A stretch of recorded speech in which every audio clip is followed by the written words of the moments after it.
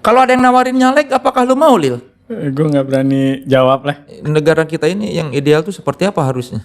Yang ideal karena kita pakai sistem yang sekarang kayak gini ya. Kalau secara politik itu ya, itu yang kurang menurut gue yang secara politik. Politik itu dijauhkan dari kehidupan sehari-hari. Mendukung hukuman mati atau enggak? Anak lu nanya gitu. Iya, dia karena mungkin nonton YouTube juga gitu.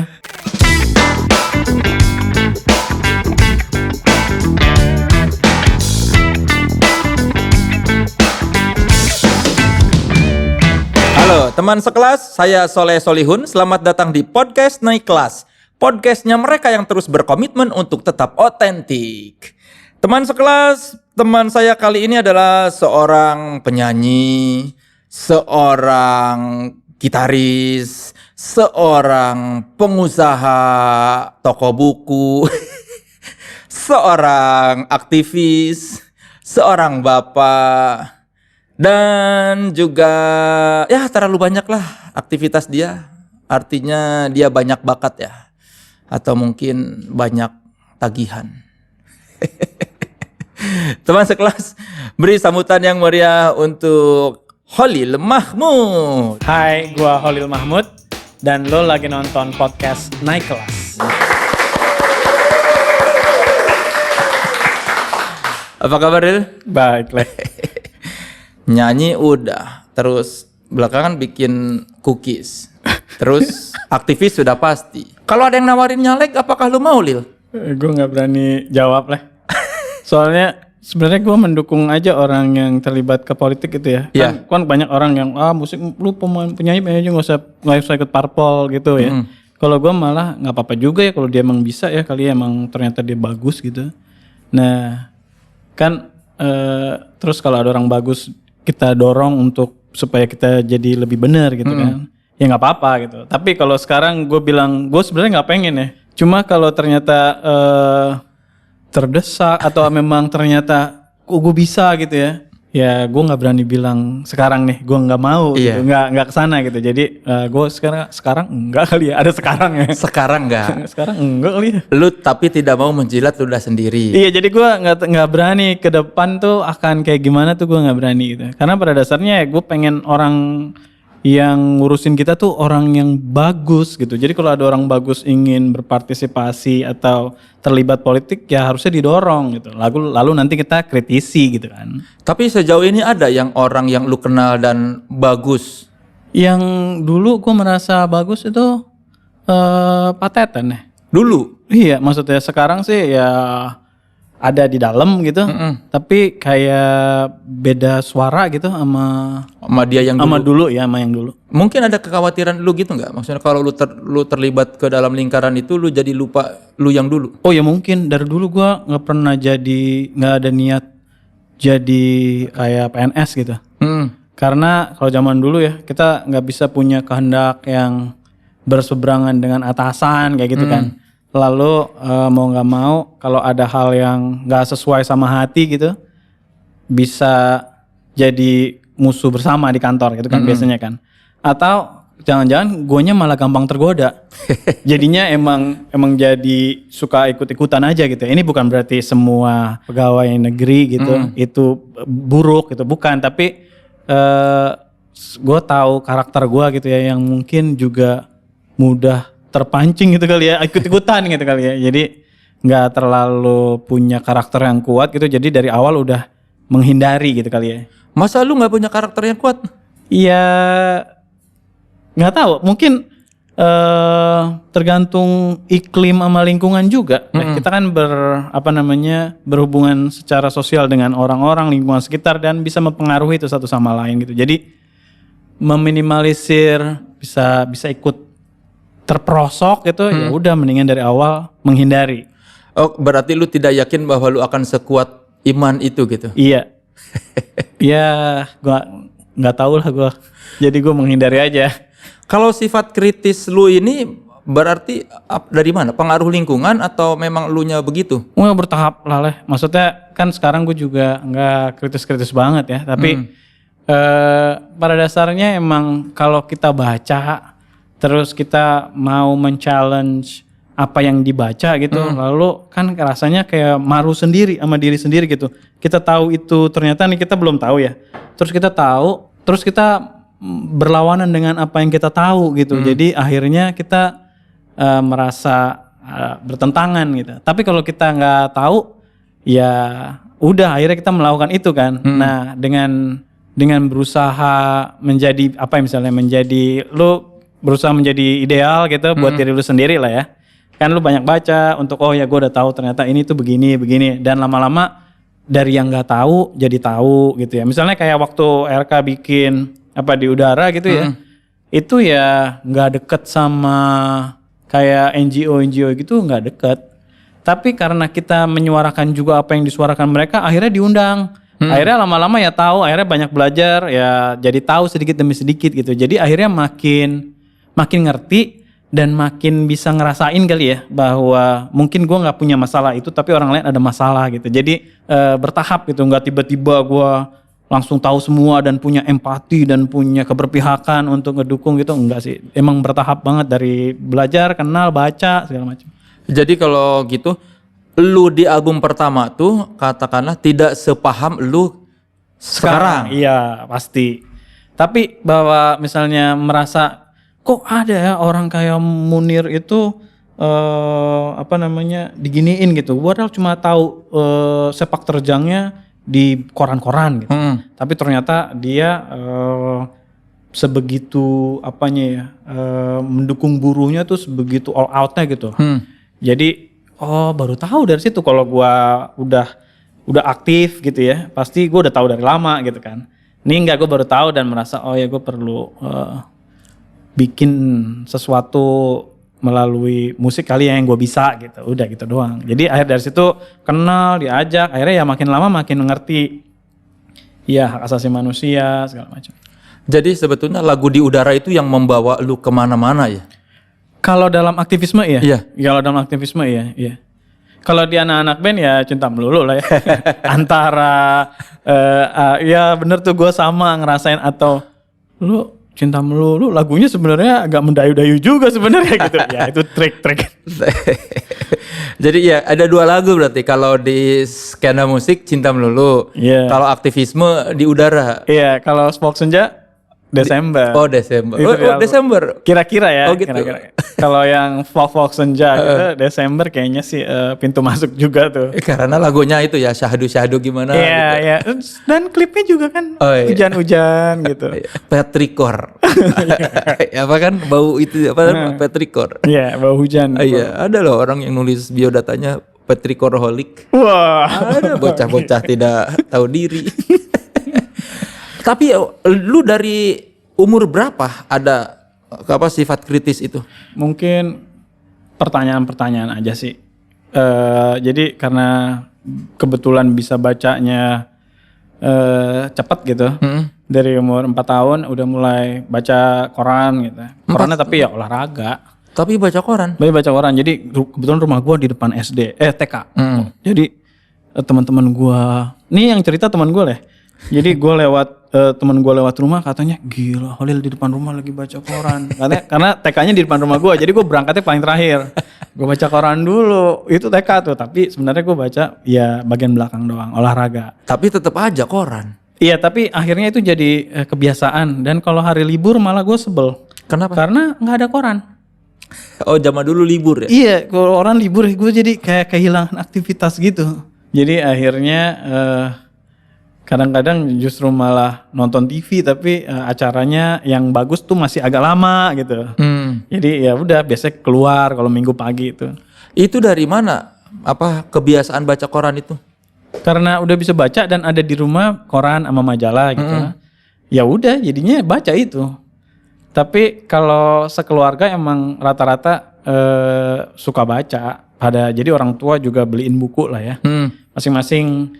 Misalnya kakak gue ada yang suka komik, dibeliin komik gitu. Terus ibu gue suka baca cerbung yang silat-silat Jawa gitu. Api di Bukit Menoreh kayak gitu-gitu. Nah, kita punya yang kayak gitu-gitu. Jadi emang ada budaya baca di rumah dan tiba-tiba ya gue bisa cepat ikutan baca. Berarti keluarga lu pinter-pinter. Enggak juga, cuma bisa baca aja lebih cepat kalau guanya gitu ya. Tapi senang baca semuanya berarti. Rata-rata senang baca. Nyokap gua masih baca sekarang, umur 85 tuh. Kemarin baru minta beliin buku. Untung lu tukang buku ya. Iya, untung gua tukang buku. Tapi apa untuk seorang anak kecil baca buku, apakah masa kecil lu menyenangkan? Gue menyenangkan sih, tapi emang baca buku kan banyak ini ya, banyak kesenangannya gitu. Tergantung ceritanya, lu mau kalau kita senang olahraga, gue waktu itu ya baca bagian belakang kalau koran. Tapi kalau cerita-cerita kayak silat atau cerita misalnya Koping Ho, akhirnya gue menamatkan Koping Ho juga di SD kelas berapa gitu. Dari SD udah tamat Koping Ho? Iya, cerita-cerita silat gitu. Itu nggak bisa tidur lah kalau bulan puasa kayak gini tuh, wah kanan kiri udah mau maghrib, kanan kiri udah. Jadi emang benar-benar temen dan itu apa ya, bisa menghidupkan imajinasi lah gitu ya. Ya dari situ sih sebenarnya jadi tahu dunia luar juga kali ya, kalau kita zaman dulu masih terbatas gitu. Apa namanya, informasi ya dari buku juga.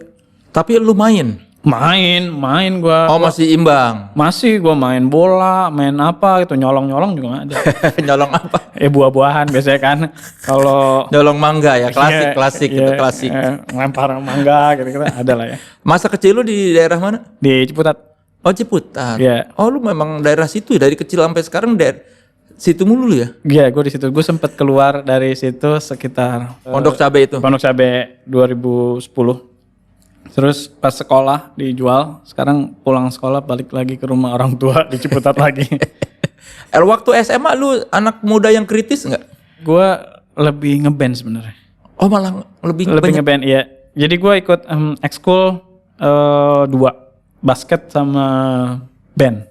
Oh, lu main basket? Gue main basket dulu. Posisi apa dengan badan setinggi lu? Ya yang kecil-kecil pasti yang di depan aja, yang apa namanya, playmaker. Yang mengatur permainan walaupun nggak bisa nerobos, ya bisa lah ngedrive dikit. Oper. Lu jago main basket? Nggak, biasa aja sekarang. Dulu kayaknya jago ya. Dulu kayaknya jago.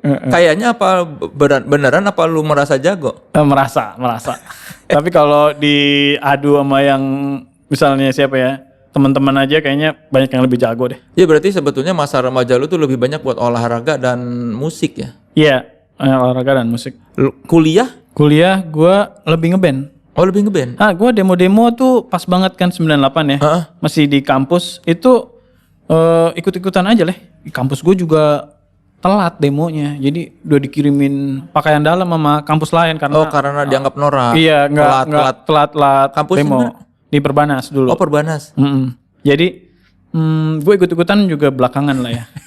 Nggak formalitas, tapi memang waktu itu lagi bikin demo, mau bikin band dari SMA itu lagi serius-seriusnya. Beda kampus, satu SMA tapi beda kampus kan. Ini udah 97 gitu. Waktu itu tahunnya. Jadi lagi serius ngeband. Tiba-tiba bandnya kandas juga dan ada demo-demo gitu. Ya udah, demo-demo juga dulu.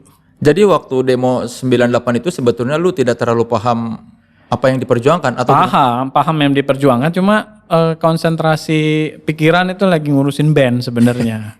Jadi belum segitunya lah.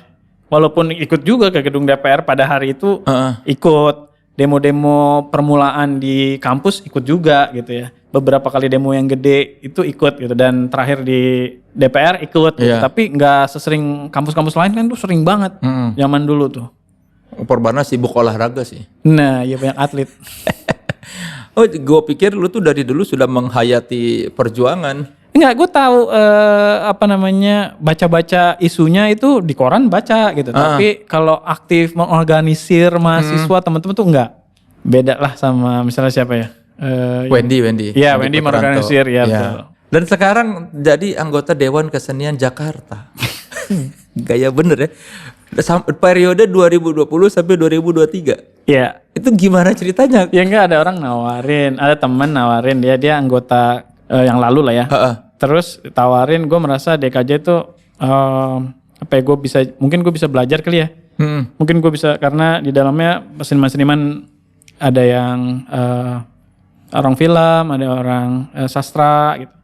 Dan mungkin gue bisa belajar, mempertajam ilmu gue dalam bidang seni gitu. Selain itu kali aja gue bisa kontribusi juga gitu. Jadi ya udah 2 tuh. Mungkin gue bisa kontribusi atau gue juga bisa belajar dari yang lain karena setahu gue banyak yang bagus-bagus lah pemikirannya gitu dari DKJ. Sejauh ini sudah didapatkankah 2 hal itu? Belum terlalu lah karena kita terkendala pandemi ya, jadi masih banyak meeting-meeting aja gitu. Walaupun gue merasa yang sekarang itu, gue nggak tahu yang dulu ya, yang sekarang ini lumayan solid gitu karena ada beberapa hal yang dilakukan yang sekarang yang dulu nggak pernah terjadi. Sebetulnya job desk Dewan Kesenian Jakarta itu apa? Kalau Dewan Keseniannya itu sebagai sparring partner atau pemikiran kesenian dan kebudayaan dari pemerintah DKI Jakarta. Nah, dari situ diturunin biasanya mereka bagaimana mendekatkan publik di Jakarta dengan kesenian-kesenian yang bagus, yang artinya terkurasi gitu ya. Ya udah dari situ yang orang film bikin tontonan film, kadang dulu pernah ada layar tancap juga dibuat, terus ada festival film. Lalu yang sastra ada festival sastra internasional yang terakhir ada. Lalu kalau musik itu sekarang ada Jakarta City Philharmonic. Jadi kalau kota-kota besar di dunia kan punya Philharmonic tuh. Nah kita punya sekarang Jakarta City Philharmonic udah jalan 3 tahun lah gitu. Terus ada yang sudah program andalan musik dari tahun 70-an itu Pekan Komponis Indonesia. Jadi komponis-komponis yang terkenal atau yang legenda di Indonesia itu awalnya dari Pekan Komponis itu. Jadi ada dulu Tony Prabowo, Pak Otto Sidarta, itu karya-karya awalnya dia itu lahir dari Pekan Komponis itu. Dan ada lagi Indonesian Ethno Music Festival, festival etno lah, musik-musik tradisi. Kalau musik-musik populer ada ruangnya di DKJ? Nah sebenarnya karena dia sudah terangkat oleh industri gitu ya. Jadi awalnya Dewan Kesenian itu nggak ingin ikut mengangkat lagi gitu, mencoba mencari yang kurang terangkat.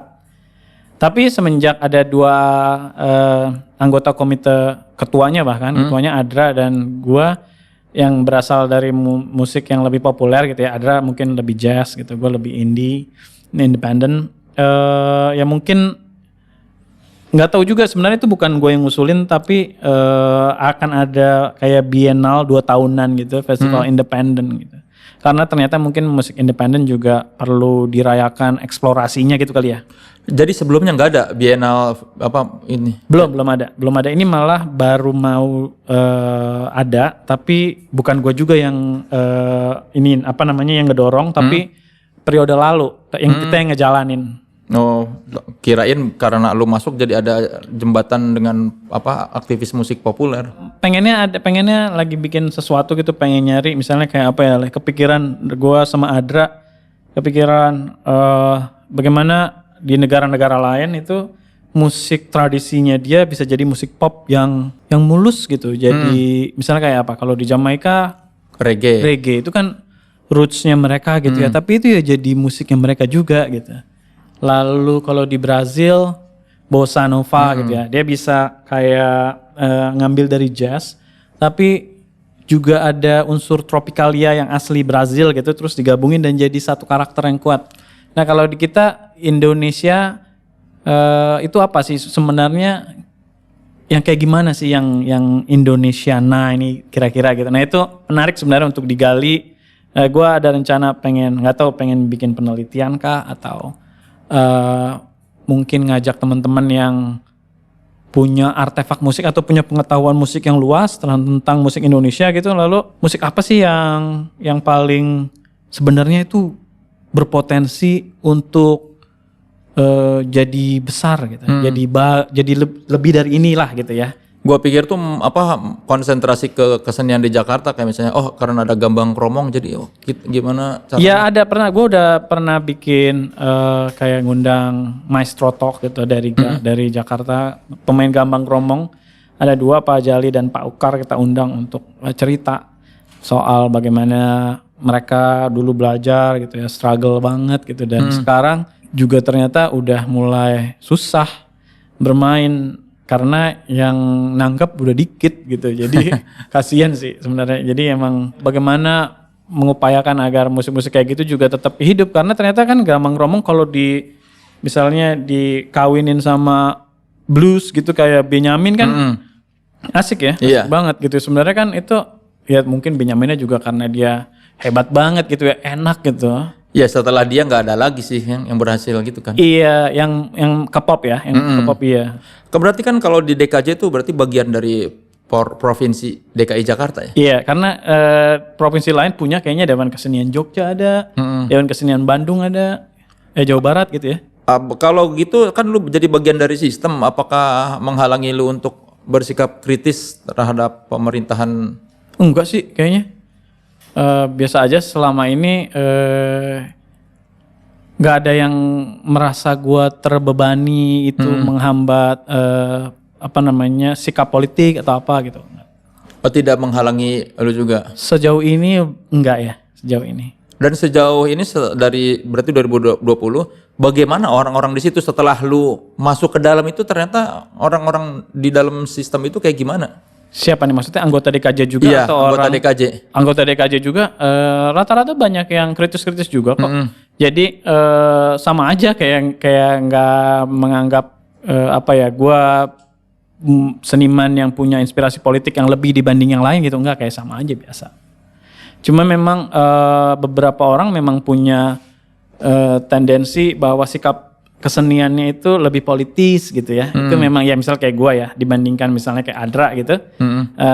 Gue mungkin lebih politis gitu. Dan ada juga di komite lain yang sikap berkeseniannya lebih politis tuh, ada misalnya tari, siapa atau teater gitu. Itu ada lah ya. Tapi ya udah, kita belum ngomongin sampai ke sana, lebih ke cabang-cabang seninya itu memajukannya gimana gitu. Oh, lebih konsentrasi ke gimana memajukan keseniannya itu ya? Iya, gitu. Sama ya, kalau lo bisa memberikan atau mengkurasi cabang-cabang seninya itu, kira-kira lo yang terbaik mau ngapain. Terus koordinasi juga kali ya dengan kesenian yang ada di pemerintah provinsinya juga. Lu tuh belajar main gitar dari umur? Main gitar dari umur kelas berapa ya? Kelas 4 atau kelas 5 lah. Itu mungkin umur 10 ya.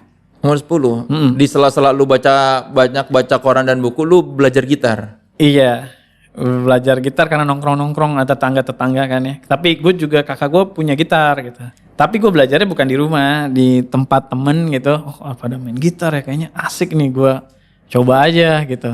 Itu sekitar ya ketika umur 10 kali 8. Yang membuat lo melihat bermain gitar itu asik apa? Karena suka musik ya, gue waktu kecil diputerin musik mulu lah, katanya kakak gue kalau gue tidur susah nangis mulu, diputerin musik langsung bisa tidur. Jadi ya emang udah kakak gue ada yang nyetel yang rock-rockan, ada yang nyetel Indonesia, pop-pop Indonesia, ada yang nyetel top 40 zaman dulu yang di radio-radio gitu. Jadi emang variatif. Walaupun gua nggak dengerin sendiri ya, ikut dengerin aja. Karena di rumah gitu. Karena di rumah gitu. Jadi dari situ mulai senang, dan ketika ada gitar, kok kayaknya enak ya bisa belajar nyanyiin lagu yang kita udah bisa nyanyiin gitu, dipakai instrumen.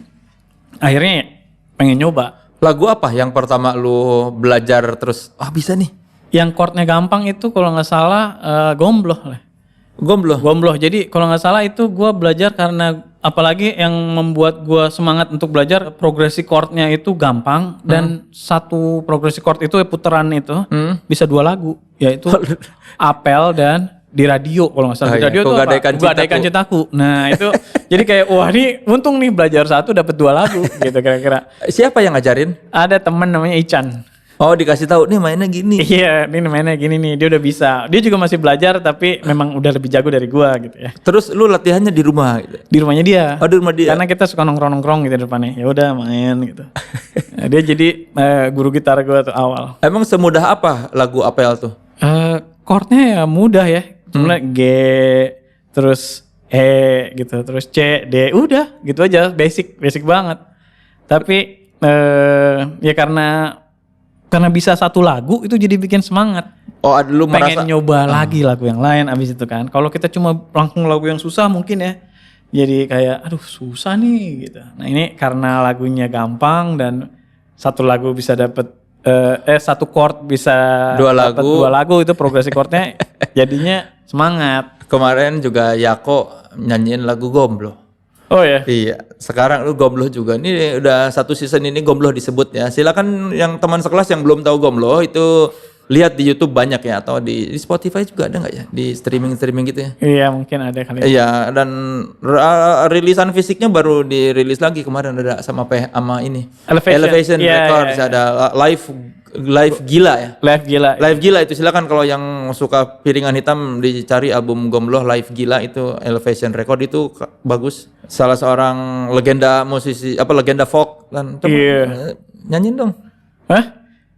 Apel.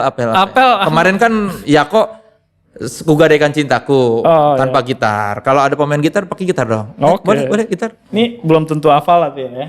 Ya, yang penting memberi gambaran bahwa lagu Apel. Apel pertama kali gitu. Ya gitu kan liriknya tuh.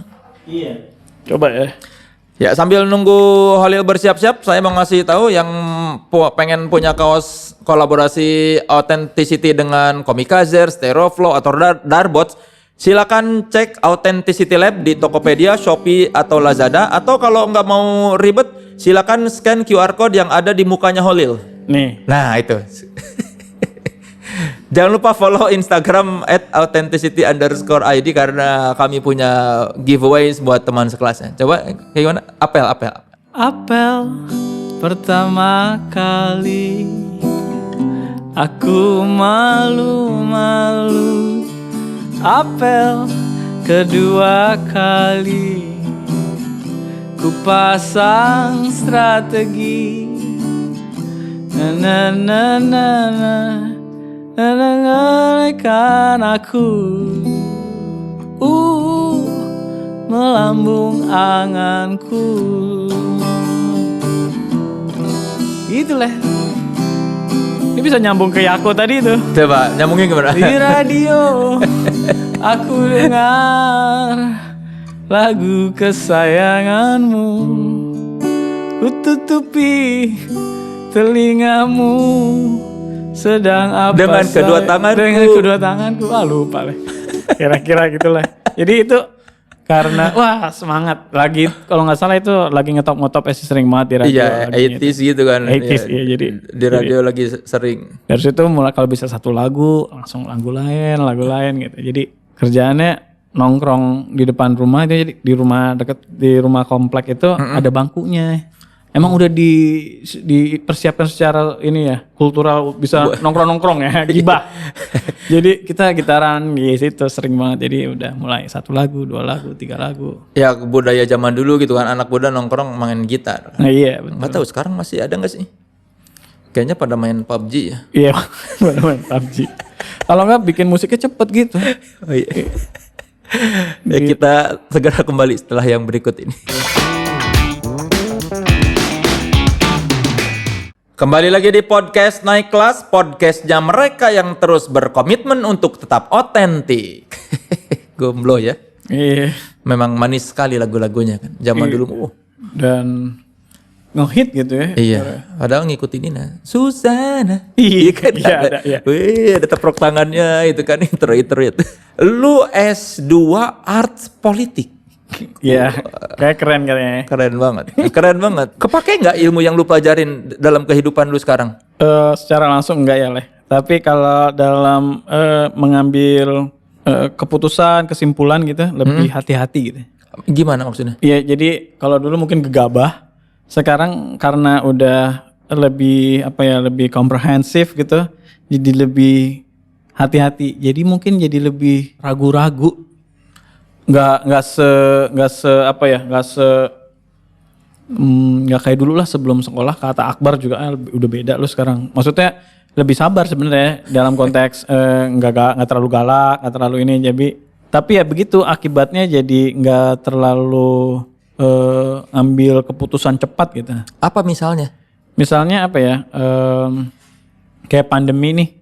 Kita mau mau buka lagi gitu. Itu nggak cepet, keputusannya lama, terus akhirnya oh ya kayaknya nggak buka dulu deh.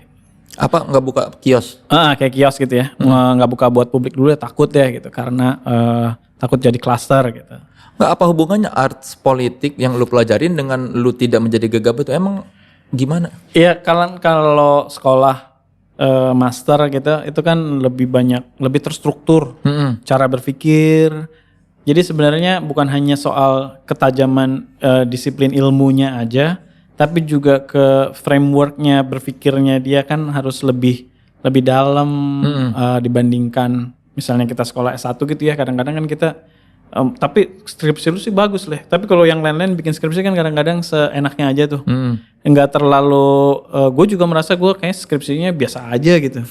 Jadi nggak terlalu dalam, dan di master itu lebih lebih hati-hati lah kita menunda judgement kita untuk sesuatu hal yang lebih jangan-jangan kita salah nih. Jadi kita harus lebih ngelihat perspektifnya lebih banyak gitu. Oh, karena lu di master ini lu ya pola pikirnya itu yang lebih dilatih. Iya, nanti kalau kita sekolah doktoral kan juga lebih parah lagi tuh.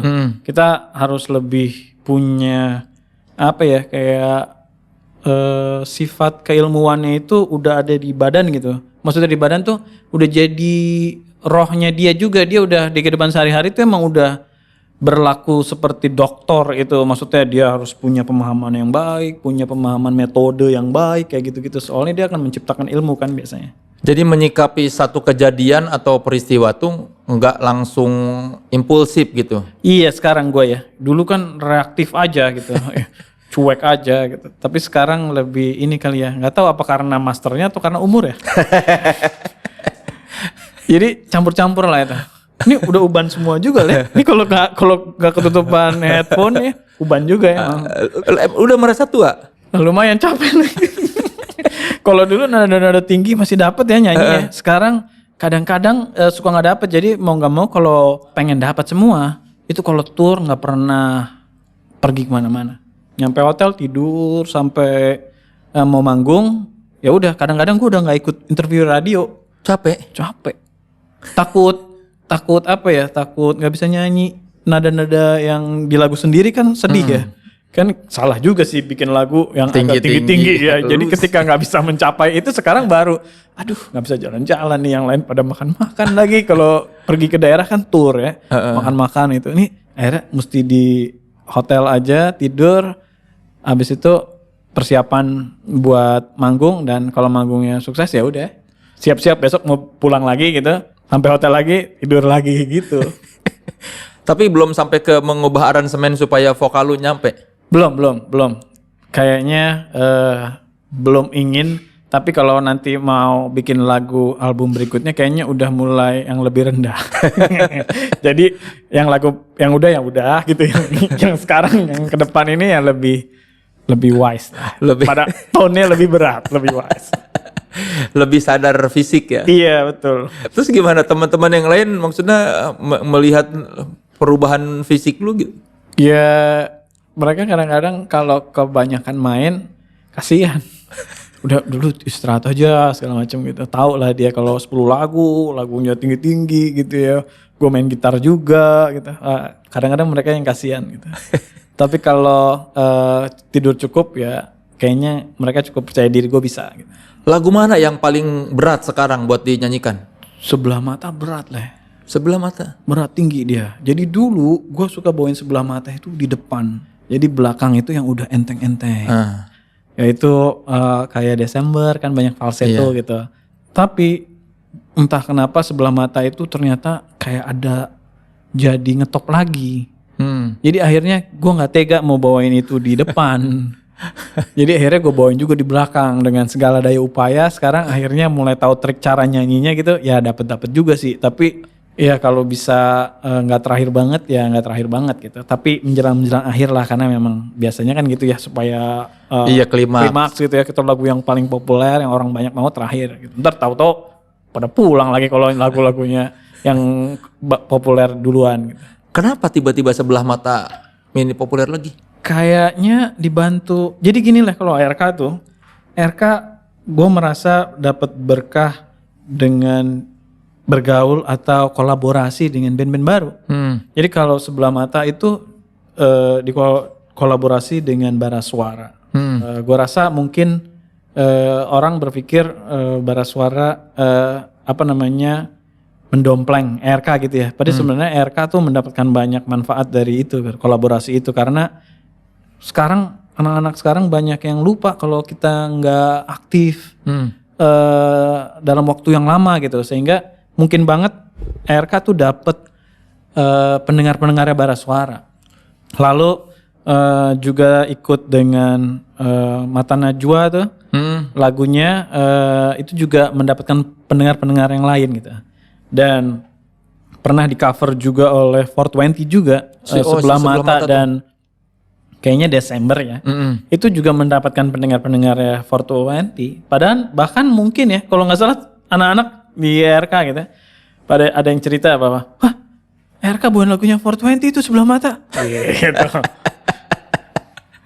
Jadi ngira lu yang bawain ini. Iya gitu. Itu jadi kalau sekarang kita lihat misalnya di Spotify gitu, pendengar ARK yang terbanyak umurnya 15-25 tetap. Jadi regenerasi pendengarnya alhamdulillah berhasil. Ya, padahal kan sebenarnya yang tua-tua udah banyak ya, tapi mereka udah bosan nggak dengerin juga gitu, yang mungkin seumuran atau di bawah sedikit gitu. Yang muda-mudanya ternyata banyak yang dengerin, jadi lumayan berhasil sih regenerasi menurut gue. Akhirnya mereka tahu bahwa oh ternyata ini lagunya ARK bukan lagunya Bara Suara atau 420 gitu. Iya mungkin ya. Iya sama kayak kasus Pongki dengan lagu Tulus kan yang 1000 tahun itu. Iya. Dikiranya Pongki bawain lagunya Tulus ya. Kalau menurut lu pendengar musik sekarang dengan pendengar musik ketika ya katakanlah album pertama lu dulu gimana? Bedanya apa? Kalau konser beda lah. Beda. Kalau sekarang itu nih juga gue ngelihat ke ini ya. Generasi yang sekarang nih. Generasi yang sekarang tuh kayak nikmatin musiknya beda. Dia bisa nyanyi lagu, datang misalnya ada pensi atau ada acara musik ya, datang dari pagi sampai kelar gitu, nyanyi terus panjang set bandnya gitu. Jadi bukan hanya lagu-lagu hits, tapi hampir semua lagunya tuh orang-orang hafal. Jadi dia cara nikmatinnya tuh begitu gitu, antusias. Dan konser-konser bukan hanya di Jakarta, di daerah-daerah penuh semua. Jadi kalaupun kita pernah ada orang nanya, ini gue menggambarkan betapa banyaknya konser ya di era-era sebelum pandemi ini. RK kan band tua, lu konser terbanyak udah turun lah gitu kira-kira ya. Konser terbanyak selama sebulan itu tahun berapa? Dapat 2019. Jadi kita begini sebenarnya. Malah bukan di saat waktu lu baru ini. Gue malah 2008, 2000 mulai main tuh 2010 lah kali ya yang banyak ya. Ya itu paling sebulan 8, 9, terus lama-lama 10, 12, terus kok kita bisa main bisa 15 gitu. Di 2019 tuh? Iya, dari 2019. Jadi sebenarnya selain karena generasi yang sekarang itu emang doyan nonton konser gitu. Mereka cara nikmatin konsernya juga itu tadi, nyanyi sepanjang konser gitu ya, apapun bandnya gitu. Terus gejala crowd surfingnya juga tinggi nih. Itu dari Bara Suara nih ya, Bara Suara penontonnya kan pada crowd tuh ada tuh ya. Terus mulai sisi tipsy, ada crowd surf. Terus si Fish juga crowd surf, bahkan diri-diri di barikade gitu ya.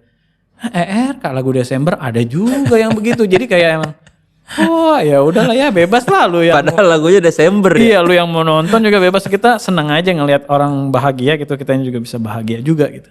Berarti anak-anak sekarang tuh lebih apresiatif ya? Iya, lebih apresiatif dan punya cara sendiri untuk, gua rasa orang yang lalu tuh lebih ini ya kali jaim kali ya.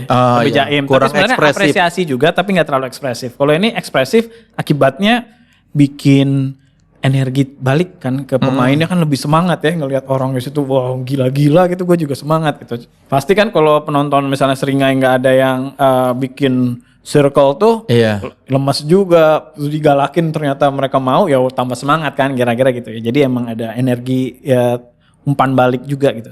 Jadi jauh lebih menyenangkan ya dari sisi penampil tuh. Iya, kalau sekarang ini nih gue bingung kenapa mereka tuh kayak kayak seneng banget datang ke konser, termasuk juga mereka kalau ada konser yang nggak beres mereka kecewa kan, terus marah-marah gitu kan. Ada kejadian-kejadian kayak yang IO-nya nggak profesional tuh, terus acaranya ngaret apa tuh kan sempat ada kejadian gitu. Itu kan karena sebenarnya mereka tuh pengen banget nonton musik, gue juga bingung. Kalau itu kan dari sisi menikmati, kalau dari sisi visi kan lu banyak menyampaikan visi dalam lagu. Apakah mereka terpengaruh juga? Kalau pertama gini, kalau dari awal RK bikin lagu di udara gitu kan kita juga bertanya ya, emang ngapain sih bikin lagu gini ya? Terus gue percaya itu bisa kita nyatakan sikap kita gitu di dalam lagu ya. Dan kalau orang mau sepakat boleh, kalau nggak sepakat ya nggak apa-apa gitu. Tetapi ada gunanya nggak? Emang bisa itu persuasi orang untuk punya paling tidak memercik percakapan atau orang jadi mikirin gitu ya, topik tertentu. Ternyata ada sih dulu zamannya Friendster, orang DM di Friendsternya itu, message di Friendster atau di MySpace gitu.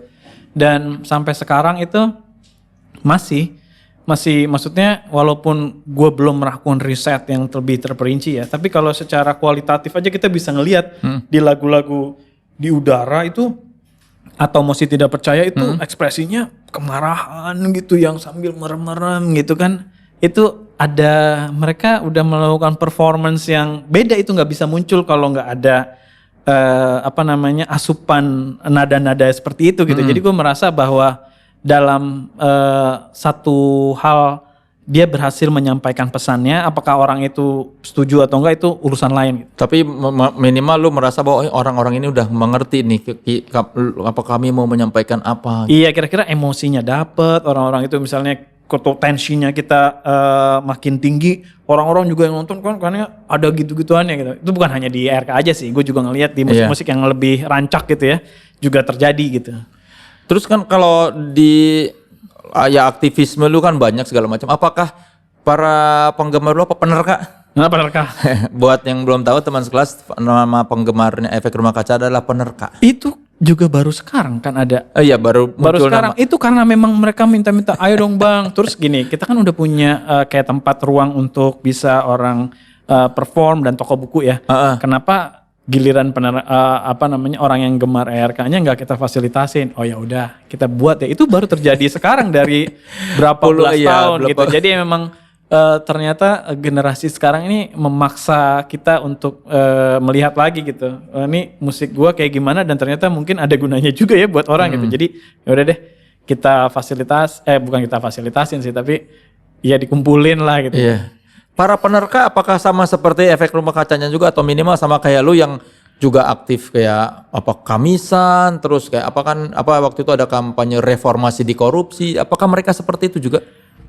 Nggak semua sih tapi sebagian kecil aja menurut gua karena ya beda pemahaman atau mungkin belum seberani itu kali ya.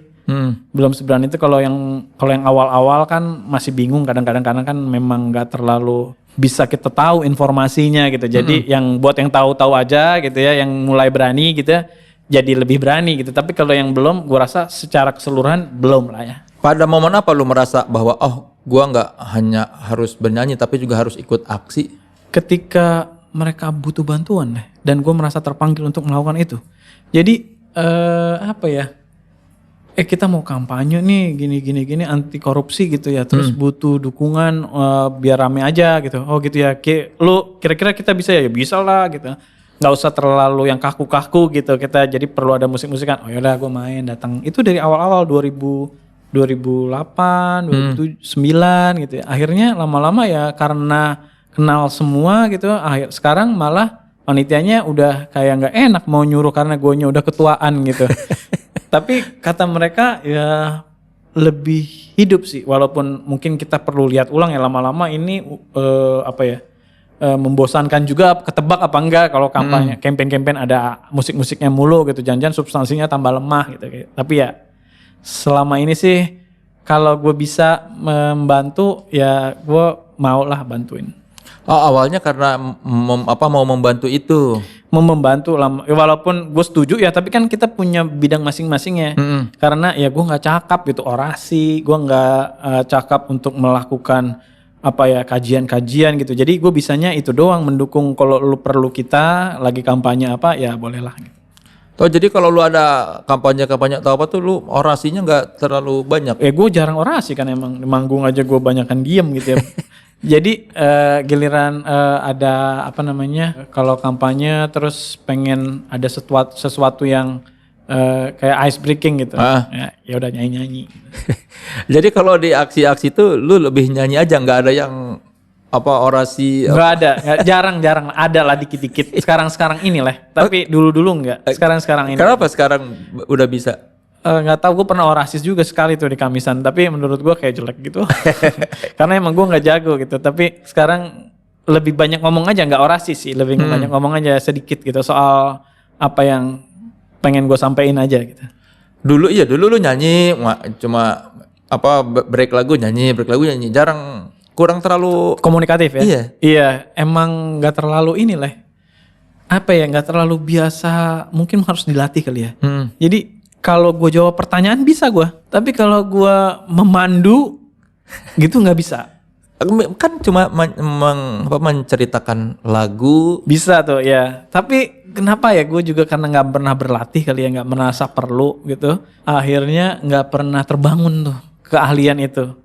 Tapi yang gue bingung, gue sebenarnya doyan ngomong kalau ditanya. Gitu kan, kalau ditanya gitu gue maksudnya nggak yang ngomong dikit-dikit kan, kita ngomong banyak gitu, gue ngomong banyak. Tapi kalau di panggung karena nggak ada yang nanya, ya udah nih gimana nih, lanjut aja nih apa mau nggak ada jiwa penyiar gitu lah. Ya kan, kalau udah penyiar kan lu nggak boleh dead air, jadi lu ngomong terus ngoceh. Tapi belasan tahun tidak ini sedikit pun, maksudnya sekarang mulai natural aja, nggak belajar, tapi emang karena udah merasa guanya udah lebih tua ya, itu kayak anak-anak muda semua, ya Allah lah, dia pasti dengerin gua lah ya, gua mau ngomong apa gitu ya. Kalau dulu ada pikiran itu, takut nggak berarti omongannya? Iya, takut juga nggak berarti omongannya, atau takut terlalu berwacana gitu, padahal sebenarnya lagunya udah wacana juga. Jadinya double gitu, kayak perlu diterangin lagi, lu kan akan ngomongin itu di lagunya gitu ya. Ya tapi kan minimalnya penonton ya, apa juga. Nah itu juga perlu menghangatkan. Komunikasi publik nih gue jelek nih berarti. Iya, lu belajar art politik sih. Dulu kerja akuntan. Iya, jarang berkomunikasi dengan orang ya. Iya, di belakang meja. Oh, jadi malah baru belakangan ini lu lebih hangat di panggung ya? Iya, gue merasa mulai lebih relax. Itu di belakangan ini mungkin, nggak tahu ya, gue mungkin agak takut juga kali ya. Dulu perform itu nggak kayak performer gitu. Kalau performer kan masuk ke atas panggung tuh, nih panggung punya gua nih, gua orang nonton gua. Dulu tuh enggak. Gua merasa orang pengen dengar lagunya kali ya, itu kecil hati lah gua gitu. Jadi kalau sekarang juga sebenarnya ya, misalnya bukti dari kayak nggak terlalu menganggap diri performer tuh, kadang-kadang suka ngelihat mata orang, takut juga. Di atas panggung. Kalau sekarang bocah-bocah loh gitu. Penerka bocah-bocah loh setengah gitu. Dari umur gua gitu. Iya gitu. Udah omnya tuh bukan bercanda, emang beneran manggilnya ya. Oh, sekarang pada manggil om. Iya kan, om gitu kan. Ya udahlah ya. Lu bilang dong, jangan manggil om tuh. Abang aja. Abang-abangan sin nih, abang-abangan sin. Menurut lu kan semakin banyak lu mengerti, semakin banyak resah dong? Iya, sebenarnya iya sih, semakin banyak resah, tapi gue merasa haus juga. Gue merasa haus, jadi gue berusaha untuk ya banyak tetap baca atau nonton gitu ya, atau denger musik gitu. Pengennya sih tetap update gitu. Jadi dari situ bisa terasah terus lah, supaya bisa lebih tajam lah, nulisnya juga lebih bagus gitu, macam-macam lah, masih banyak yang perlu belajar. Kalau yang setelah ya maksudnya semakin lu mengerti, sebetulnya negara kita ini yang ideal tuh seperti apa harusnya? Yang ideal karena kita pakai sistem yang sekarang kayak gini ya. Kalau secara politik gitu ya, itu yang kurang menurut gue, yang secara politik orang itu terlalu lama nggak politik itu dijauhkan dari kehidupan sehari-hari. Itu. Jadi keterlibatan masyarakat di politik itu sebenarnya harus lebih jadi harian gitu, politik harian menurut gua. Jadi bukannya kita harus ikut partai politik gitu, tapi kita paling tidak punya kesadaran politik yang tinggi gitu. Karena lu bisa bayangin nggak kalau politik itu pakai sistem seperti kita kerja ekonomi gitu. Kalau kita nggak kerja kita nggak dapet duit. Kalau lu nggak beraktivitas politik lu nggak dapet hak-hak politik. Gimana? Jadi nggak ada free riders di dalamnya itu, nggak ada orang yang kan gini misalnya buruh demo terus ada orang-orang komplain wah buruh bikin macet segala macam, tapi ketika buruh menghasilkan satu produk ketentuan gitu ya itu dia membawa manfaat buat orang-orang yang nggak ikut memperjuangkannya, itu kan akhirnya itu jadi permasalahan dalam demokrasi, free rider problem. Nah coba kalau kita balikin gitu, coba kalau lu nggak memperjuangkan hak lu nggak akan dapat hak-hak politik, nggak akan dapat hak bersuara. Ya, kayak kita nggak pernah kerja, kayak kita hak ekonomi aja, kita dapat uang kalau kita kerja, lu juga dapat hak-hak politik kalau lu melakukan hak-hak gitu. Gimana rasanya tuh? Akhirnya jadi mau nggak mau gue harus terlibat politiknya. Nah sebenarnya kan sistem itunya kita dimudahkan gara-gara sistem itu. Padahal sebenarnya kebutuhan untuk terlibat di politik dalam artian kita memantau jalannya pemerintahan. Maksudnya gini, kalau lu dukung orang baik itu ya bagus, perlu didukung. Tapi ketika dia udah jadi orang, jadi punya posisi tertentu, kan kita udah kasih dia power. Nah, kita dukung orang-orang yang nggak punya power, karena dia udah kelebihan power. Ngapain lagi kita dukung? Kita kritisi dia gitu. Jadi setelah kita mendukung orang dan orangnya jadi, kita tarik diri, kita kritisi dia karena kita udah kasih semua power ke dia gitu. Jadi mesti ada pemisahan kekuasaan, powernya itu terpisah gitu. Jadi kita sebagai warga yang nggak punya powerless gitu dengan orang-orang kecil apalagi yang ditindas ya, kita bergabung untuk mengkritisi, bukan ngeresahin ya gitu, mengkritisi aja. Jadi paling nggak kalau di negara-negara yang demokrasinya udah berjalan lama dan bagus, itu tingkat partisipasi masyarakat terhadap kinerja pemerintah misalnya birokrat apa segala macam itu tinggi, sehingga mereka tahu bahwa mereka dipantau terus oleh masyarakat dan akhirnya pengen kerja benar. Oh kalau di kita sekarang masih alergi yang ngomongin politik tuh ya. Menurut gua masih alergi, dan apalagi di sosial media dengan berbagai manuver-manuver baru ya, ada kayak apa ya, polisi cyber itu kan bikin orang jadi takut juga sebenarnya. Iya, mau mengkritisi takut dianggap ini ya, melanggar UU ITE ya segala macam itu. Iya, tapi kalau ada yang kritik dibilang ya udahlah lu nyanyi aja atau ngelawak gitu aja. Benar, sebenarnya apa ya, sikap pemusik yang nggak berpolitik pun itu sikap politik, ya kan? Aku nggak mau nyanyiin lagu-lagu politik itu kan sikap politik untuk apolitis gitu. Tapi jadi nggak ada itu namanya nggak politis. Cuma bedanya lu mau mengakui apa enggak lu tuh politis atau nggak politis gitu. Jadi semua orang politis, bedanya sikap politis gua adalah apolitis. Gua nggak mau terlibat gitu. Gua karya seni gua itu lebih ke pencarian ekspresi personal gitu ya. Bedanya kalau lu RK gitu misalnya banyak nomor-nomor lagunya yang ekspresi politik gitu. Jadi apolitis itu adalah sikap politik juga. Iya dong, sikap politik juga. Itu kan pasti dengan pemikiran yang dalam dari seseorang untuk nggak mau terlibat politik, itu pilihan politik itu. Jadi harusnya dihargai juga ya. Jadi harusnya kita nggak denial bahwa kita nggak anti politik, karena sebenarnya dia melakukan praktek politik. Harusnya bilangnya gua apolitis. Iya, gua apolitis. Pilihan politik gua apolitis. Bukan gua nggak mau ikut-ikutan politik. Ya itu udah sikap politik kan kira-kira gitu. Iya. Kalau ke lu ada nggak orang yang bilang udahlah Lil jangan politik-politik, nyanyi aja. Kalau sekarang enggak kali ya. Tapi Dulu? Kalau dulu mungkin ada kali ya yang belum tahu RK akan kemana arahnya gitu. Mungkin ada dulu. Tapi kalau di sosial media atau baca komentar-komentar banyak tuh. Janganlah musik dimasuk-masukkan sama politik, mana bisa gitu. Padahal musik juga kan bisa ini ya berpengaruh. Iya, karena pemahaman soal politiknya itu yang udah terlalu lama, bahwa politik itu adalah lu terlibat partai gitu. Bukannya keterlibatan warga untuk bahu-membahu agar bagaimana ngurusin warga atau ngurusin daerah tertentu itu jadi lebih baik lah gitu. Tapi kalau bicara lagu-lagu lu, apakah ada yang sudah membuat perubahan di negeri ini?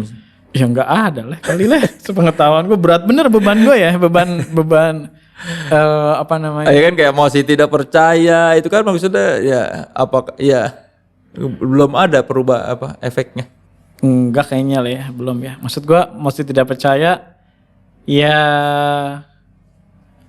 apa ya kemarin ada hashtag yang sama lah, tapi kan masih tidak percaya itu bukan milik gue karena memang gue juga ngambil dari idiom dari ilmu politik ada yang namanya masih tidak percaya gitu. Jadi ya itu emang satu nama sikap politik yang ada di ilmu politik gitu.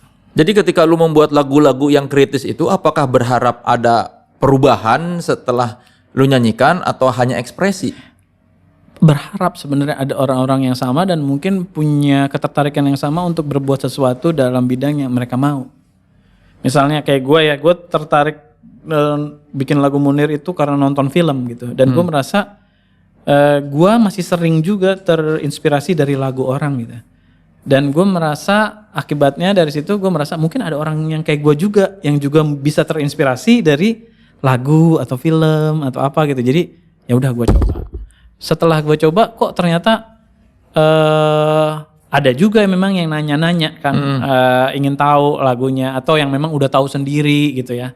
Ya gue merasa sampai taraf itu ada hasilnya untuk bisa membuat orang berpikir tentang kasus atau topik tertentu gitu.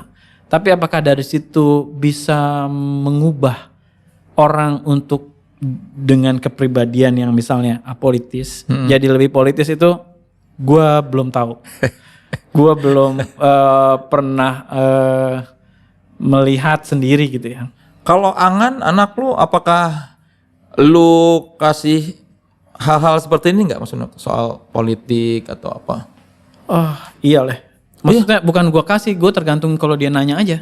Oh lu udah nanya-nanya dia? Udah nanya, udah berat-berat pertanyaannya, bingung juga gue. Baru 10 Misalnya kayak tahun? 11 gitu ya. 11. Apakah lu mendukung hukuman mati atau enggak? Anak lu nanya gitu? Iya dia karena mungkin nonton YouTube juga gitu. Nonton segala macam itu dengan yang macam-macam aja tak terduga pertanyaan-pertanyaannya. Jadi ya udah. Terus lu jawab? Iya gue jawab. Gue jawab kalau gue enggak.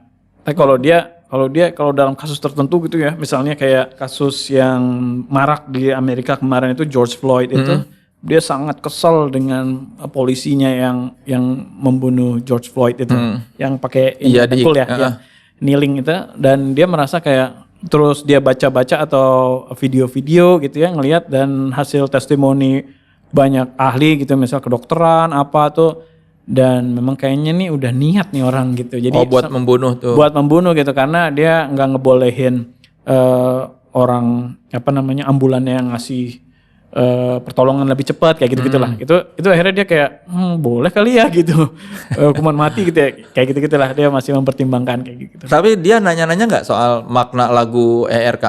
Oh dia nggak suka leh. Nggak suka ERK? Nggak suka ERK. Nggak suka. Nggak tahu juga kenapa. Apa kata dia? Nggak cool aja, nggak cool menurut dia. Gue juga. Tapi gue ya ledek-ledekin aja karena gue suka apa namanya dia punya sikap gitu ya dengan gak suka ERK tuh dia udah berani ngomong gitu ya.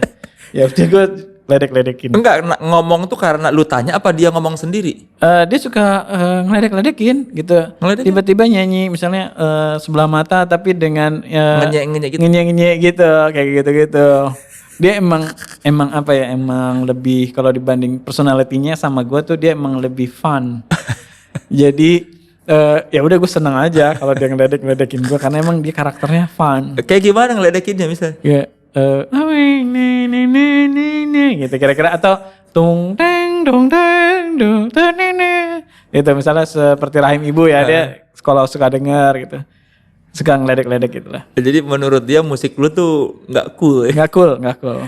Karena dia hip hop. Kadang-kadang juga kalau lama-lama diputar mungkin dia bilang enak gitu ya. Tapi sebenarnya aduh gua nggak gini nih boomer gitu ya. Bukan hanya dari ini. Kadang-kadang kalau kita masih buka Facebook dia boomer gitu. Oh. Dia Discord dong gitu anak SD leh. Boomer lagi ngeledekin bokapnya boomer. Boomer gitu. Aduh. Terus ledekin lagi no Gen Z. Iya kali. Aduh. Susah leh sekolah online leh. Waduh. Ribet. Jadi sekarang gue banyak aktivitas bantuin sekolah online. Ya banyak PR. Banyak PR dan ya kan gue denger ya interaksinya dia. Aduh. Gimana? Ya ini aja ngocol di sekolah. Hip hop tuh karena dia di New York ya? Mungkin iya, tapi waktu masih kecil gue sering puterin Jogja Hip Hop Foundation. Oh, umur berapa? Umur 1-2 tahun ada tuh kayaknya videonya JHF main di Amerika gitu. Dia joget-joget, dia dibawa ke atas panggung karena gue nonton di depan gitu ya. Karena terus dibawa ke atas panggung sama personel JHF, apakah Juki atau Angan yang tuh lain. pernah nonton JHF waktu kecil. Tapi dia lupa abis itu bahwa dia suka JHF. rap itu ya JHF. Pas di New York gitu ya, karena memang kan di New York tuh kadang-kadang orang suka bawa speaker gitu lah. Naik sepeda bawa speaker, itu nyetelnya ya musik-musik itu hip hop atau enggak Latin hip hop gitu. Tergantung di daerah apanya lo ya ada. Jadi emang banyak orang suka bawa speaker, ada yang speaker dikantongin gini. Iya. Jadi emang musiknya dia pengen orang ikut dengar kalau dia lagi dengerin apa gitu.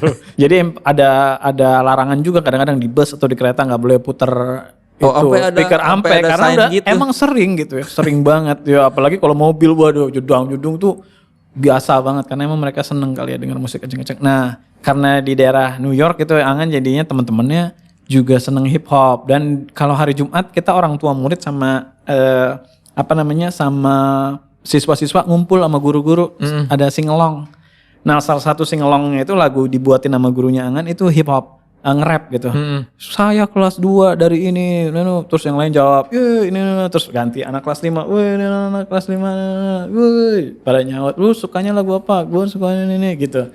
Ya mic-nya dikasih ini, jadi ini ternyata yang bikin mereka kayak nggak perlu mikir, emang udah darah dagingnya mereka kebudayaan itu gitu. Jadi nyerepet aja ngomong gitu. Nah mungkin karena dengar gituan juga jadi seneng dari game-game juga hip hop gitu dan akhirnya ya udah doyan. Waktu dia bikin lagu tuh dari mana tuh ceritanya? Kok tiba-tiba dia bikin lagu? Yang pertama itu dia punya single 2 ya. Judul pertama Stay Up All Day. Jadi ada temen dia nge-rap gitu sendirian ada di Instagram gitu. Mbak itu Angan kalau aku bikinin beat kira-kira dia mau nggak? Ya nggak tahu, coba aja dibikinin beat lah sama Garna. Lalu tiba-tiba dia dikasih itu mau nggak? Ya boleh dicoba. Gue nggak tahu tuh tiba-tiba dia nyoba ngerekam, dinyanyiin kok kayaknya enak kayak direkam ya. Akhirnya direkam beneran dan dirilis rilis tuh ternyata banyak yang suka gitu. Terus dia mulai belajar bikin sendiri. Nah akhirnya beatnya yang kemarin itu masih dibikinin kan. Oh yang Stay Up All Night. Iya. Terus dia bikin sendiri dan bikin semuanya sendiri, liriknya juga bikin sendiri, musiknya sendiri semuanya yang kedua. Jadi dia belajar bikin bikin beat, pakai software beat, ya. Terus ya udah liriknya dia buat. Gua yang kedua itu bahkan dia take vokalnya di kios, dia pergi ke atas take vokal pakai iPad gitu. Terus ya akhirnya di mixingnya agak bener gitu ya supaya bisa ngenolongin rekamannya yang biasa aja. Yang mixingin dari lu. Yang mixingin lupa gue siapa ya tapi teman-teman deh kan kalau nggak salah. Terus ya di mastering biasa gitu. Nah itu udah terus dirilis juga. Lu ledekin? Ya, gue suka ledek-ledekin. Jadi menurut dia tuh gue nggak ngerti hip hop. Jadi dia suka guru-gurunya tahu kalau my dad kan gurunya tahu ya. Angan bapak kamu pemain musik ya gitu kan. Terus gurunya Dadi. Oh Dadi Superglad. Iya gurunya Dadi. Dia teman aku itu gitu. Dia nggak ngerti hip hop gitu. Jadi dadinya cerita ke gue, anak lu tuh nggak nganggap lu nggak ngerti hip hop gitu.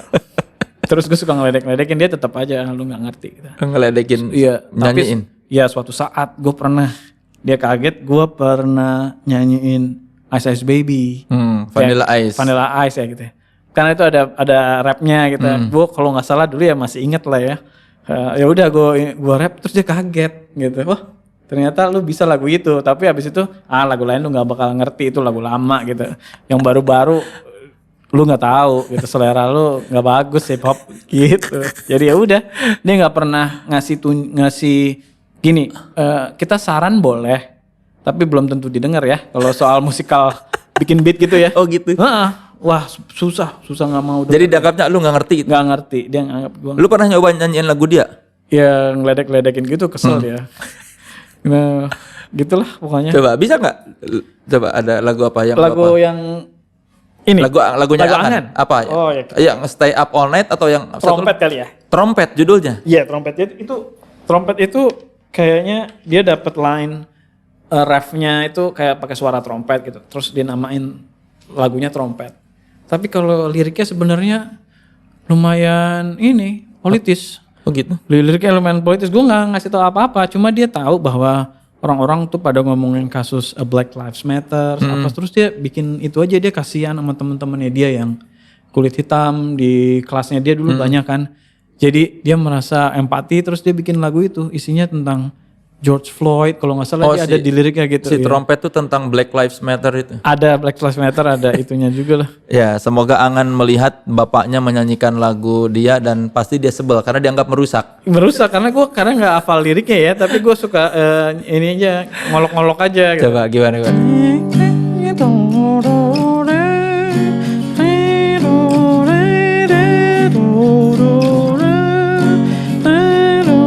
I'm not just running hip hop. I'm not for laptop. I'm not laptop. The beat is made with one day. The beat is taken one take. Not hurt like an earthquake, and not flat like a pancake. My trumpet, we bump it, we bump it.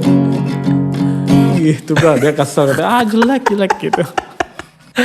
Oke teman sekelas, sebelum kita ke istirahat dulu saya mau kasih tahu yang mau dapat kaos itu tadi apa Authenticity bekerja sama dengan Comikazer, Stereoflow atau Darbots, seniman visual ibu kota. Silakan lihat di Authenticity Lab, ada di Tokopedia, Shopee dan Lazada, atau scan QR code yang ada di gitarnya Holil. Nah. Biar editor pusing. Ya, di situ ya. Jangan lupa follow Instagramnya @authenticity_id karena bakal ada giveaway. Kita kembali setelah yang berikut ini. Masih di podcast Naik Kelas, podcastnya mereka yang terus berkomitmen untuk tetap otentik. Nah, Angan, kalau kamu tadi nonton penampilan apa manggilnya bapak atau ayah? Dad. Penampilan Dad, rasakan. Gantian diolok-olok di. Dia tahu Soleh Solihun, dia pengen dia di interview Soleh Solihun. Dia manggil gua De Soleh Solihun. Kan waktu itu. Iya. Hai De Soleh Solihun. Iya. Kenapa pas dia? Anak YouTube lah, karena lu ngetop di YouTube dia tahu. Tapi apalagi kiprah lu yang dilihat Angan? Dia yang nggak bisa, tapi gue bisa itu. Olahraga waktu masih kecil tuh kan kalau ditanya gitu ya, lu bisa main basket nggak? Bisa gue. Dia nggak bisa karena dia kebanyakan nggak banyak aktivitas fisik gitu. Nah itu gue juga kasihan juga sih, kemarin main bulu tangkis nggak bisa, ada tugas dari sekolah gitu ya. Dianya kayak kesel tapi ya udah nggak mau berusaha yang gimana juga gitu. Tapi ya kesel juga nggak bisa dia gitu. Aduh padahal kayaknya kok bapak gue bisa gitu. Ya kayak gitu-gitulah yang dia merasa mungkin kurang gitu ya. Selebihnya sih dia merasa dia powerful, lebih superior. Tapi kesamaannya lu dengan dia apa waktu lu kecil? Waktu gua kecil apa ya? Gue suka main game juga sih. Dia doyan banget main game gitu. Itu sama kepikiran. Kepikiran kalau ada apa-apa tuh kepikiran, suka kesel. Misalnya ada kasus tertentu gitu ya, kalau baca ada cerita yang menyentuh hati itu, dia kesel, kepikiran dan tiba-tiba datang nangis dalam konteks nanyain kenapa ini begini, kenapa gitu, kenapa dunia kok begini kira-kira gitu ya. Ada orang yang misalnya punya cerita yang sedih atau punya kisah hidup yang sedih gitu tuh dia kasihan. Berarti dia udah gede rasa empatinya. Empatinya menurut gua gede karena kalau di New York itu kalau ada homeless tuh dia selalu berusaha kita nggak punya duit padahal yang mahasiswa ya. Tapi dia berusaha, kita harus nyumbang uang, kasihan mereka. Terus habis itu ngobrol dia sama mereka. Oh gitu. Gitu ya, semoga kamu bisa punya rumah ya secepatnya gitu. Jadi gue malah seneng kan, gue nggak pengen nggak pengen membuat dia sifat itunya yang aslinya begitu hilang gitu. Jadi ya udahlah ya, gue ikut nyumbang aja gitu. Padahal mungkin gue juga perlu disumbang sebenarnya nih mahasiswa gitu. Tapi kan buat dia lu lebih baik kondisinya daripada homeless itu kan. Iya betul. Menurut dia juga gitu. Nah kayak gitu-gitu tuh dia gampang tersentuh, dan gue seneng sih kalau dia masih bisa menjaga itu empati. Apakah dia banyak baca juga seperti lu? Enggak. Dia sekarang game. Dulu gue waktu di sana kita selalu baca buku. Kemampuan baca bukunya itu membuat dia bisa nulis menurut gue. Karena susah waktu itu. Misalnya lu baca buku ya, masih kecil, dikasih, kita baca, orang tua harus nemenin baca setiap malam. Ntar dari situ setelah baca nulis. Apa kira-kira maksud dari penulis tentang buku itu? Lalu kira-kira kalau lu belum baca, lu lihat covernya, kira-kira bukunya tentang apa? Terus setelah lu baca, lu kira-kira masuk nggak, cocok nggak tuh covernya sama Ada itu? begitu? Ada gitunya, terus ada meta reading namanya. Jadi bagaimana lu mengkritisi penulisnya itu, harusnya penulisnya karakternya begini. Itu kelas 2 SD Kelas 2 SD. Kelas 2, kelas 3 tiap hari dia harus nulisin buku-buku anak-anak. Buku-buku anak-anak itu kayak Dr. Seuss atau apa, tapi dipelajari dengan dikritisi gitu. Pantes aja orang sana pada kritis-kritis. Berat. Gua aja yang menin baca tiap malam tuh kayak seneng, tapi wah ini kalau dijalanin cakep nih gitu. Maksudnya kita mungkin punya generasi yang lebih bonding juga orang tua sama anak. Biasanya kan kita zaman gua kecil sama orang tua kan nggak deket, Iya. ya nggak deket, lebih kaku ya gitu. Kalau sekarang kan lebih cair gitu. Nah itu juga manfaatnya selain membangun kritisisme si anak itu dari rumah juga, bukan hanya kita serahkan ke sekolah. Nah itu akhirnya dia bisa nulis-nulis. Tapi setelah pindah ke Jakarta, Banyak main game, ya udah gamer. Kacau. meskipun sehari-hari dia di kios ojok kios yang notabene banyak buku. Sekarang nggak pernah sih, semenjak pandemi ini belakangan ya, dia lebih banyak di rumah gitu. Sekolah online ya gua nemenin dia sekolah online gitu. Paling-paling dia memang merasa butuh bantuan banget bahasa Indonesia, agama gitu. Lu pernah nulis lirik bahasa Inggris? Nggak pernah. Dari awal bermain band belum pernah nyoba? Belum pernah nyoba. Belum pernah. Nggak kemalu gitu lah, kayak jelek kali ya gitu. Kayaknya lebih oke bahasa Indonesia nih, udahlah. Kalau lirik tuh lu dari mana pengaruhnya? Gaya menulis lirik lu? Nggak dari mana-mana lah. Dari kebanyakan baca koran aja itu tadi. Jadi lebih ke gue nggak puitis sebenarnya ya. Nggak puitis seperti kayak Rendra atau siapa gitu ya. Mungkin gue merasa melihat kayak JJ itu malah lebih kayak ada Hairil Anwar sama Rendranya, ada Sutarjinya kayak gitu-gitu lah ya, gabung-gabung. Lebih ke penyair juga gitu. Jadi kalau gue lebih kayak jurnalis sebenarnya.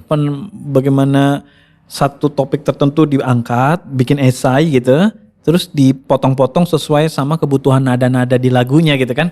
Ada pagar-pagarnya, nada tertentu. Jadi akhirnya ya udah beberapa suku kata ini kita buang, tapi maksudnya jangan sampai hilang. Jadi lebih ke situ. Tapi kalau kayak ke penulis lirik yang benar-benar mirip gitu, kayaknya gue belum ada lah. Karena kan kayak deskriptif, kayak siapa, Iwan Fals kan deskriptif gitu ya. Jimmy itu deskriptif kan. Iya. Gue mungkin sama Aryan mirip-mirip nggak?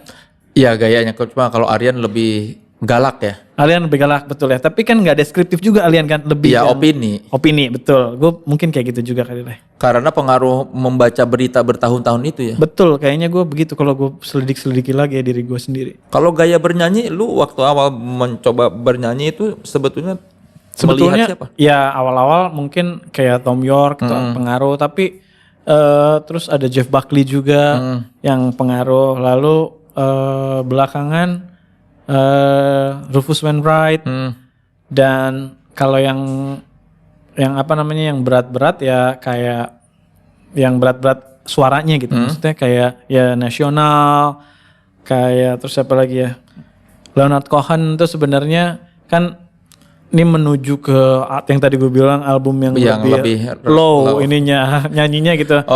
Pengen dapat tone-nya gimana, kayak pengen dapat tone walaupun nggak ngejar sih ke sana gitu ya. Tapi dengan suara gue nih, gue bisa menurunkan key-nya, tapi tetap dapat mood-nya gitu. Lebih folk berarti. Nggak tahu ya, lebih mungkin ya. Ya lebih apa ya, lebih nggak berapi-api lah leh. Lebih kalem. Oh makanya falsetto itu datangnya dari Tom York. Mungkin iya. Iya gue suka Radiohead. Karena apa dulu? Ya karena lagunya enak-enak lah. Di era-era itu dan kayaknya kok begini ya dia cara nyanyinya gitu ya. Falsetto gitu ya. Dan banyak juga belakangan tahu si Jeff Buckley itu. Walaupun dia cuma satu album ya, yang masih produktif kan si Radioheadnya masih. Sekarang apa dari sisi seniman yang belum terwujud apa buat lo? Sisi seniman? Iya. Kan sudah banyak berkarya. Apa yang belum terwujud? Gua mungkin masih ada cita-cita mau nulis lah. Buku apakah gue kayaknya merasa mungkin bisa kali ya gitu, tapi belum kesempatan. Buku pertama buku sekolah yang gue pelajari. Buku sekolah? Buku sekolah yang gue pelajari itu kayaknya gue pengen nulis deh karena menurut gue belum banyak di sini gitu. Si art politik itu? Iya politik seni ya. Politik seni, bagaimana pertemuannya dengan aktivisme juga gitu. Jadi kan sebenarnya kan marah kan itu terjadi gitu. Dan buku panduannya mungkin nggak terlalu banyak. Mungkin gue juga bisa nulis itu sedikit. Tapi gue juga kepikiran gue waktu di New York itu kalau dipikir-pikir kehidupan gue lumayan lucu sih. Gimana? Ya misalnya yang paling lucu, yang paling tragis sih dulu mah tragis ya. Rumah hampir kebakar gitu. Kita buru-buru, iya buru-buru jemput anak, tiba-tiba masih lagi masak rawon gitu kalau nggak salah ya, jadi agak lama sebenarnya kita api kecil jadi nggak tahu gitu kalau lagi masak, tiba-tiba ingat wah gua lari lah dari sekolah ke rumah kok nggak apa-apa ya, pertama lagi lari tuh kok ada kayak asap-asap gitu, wah itu jangan apartemen gua, jendela apartemen, iya jendela apartemen gua, ternyata oh bukan, wah udah capek gitu sampai ke apartemen kok nggak apa-apa, alhamdulillah gitu. Masuk dalam, loh kok gosong? Wah ini ada yang masuk berarti. Ternyata tetangga gue udah ngelapor sama kayak Pak RT-nya gitu yang di apartemen, namanya supernya tuh udah masuk ke apartemen gue lewat apartemen lain. Aduh baik banget. Kalau enggak kebakar. Kalau enggak kebakaran. Jadi ada tetangga gue yang ngeliatin gitu. Itu ada apartemen kayaknya ada yang gosong itu. Terus ditelepon pas lagi ada supernya naik gitu. Gue merasa tuh kayak aduh kayaknya bagus nih kegegabahan gue ceritain gitu. Dan kisah-kisah tragis mahasiswa kan banyak ya, lu kan juga punya buku mahasiswa kan. kayaknya lucu juga gitu ya. Jangan bikin rawon di New York. Ya. Oh ada lagi yang lebih parah. Apa? Jadi ini lagi ada anak-anak nih. Anak-anak lagi kita habis lagi main di South by Southwest. Habis main di South by Southwest pergi ke New York. Terus tiba-tiba anak-anak itu duitnya di gue semua. Dompet gue hilang. Terus panik. Berapa ribu dolar? Enggak ada ribuan, paling berapa ratus. Tapi kan ATM-nya ada di gua. Buat hidup anak-anak nih 12 orang. Gitu. White shoes ya?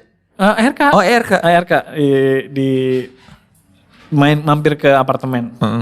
Terus ya gue cancel kartu kredit apa segala macam. Ya udah.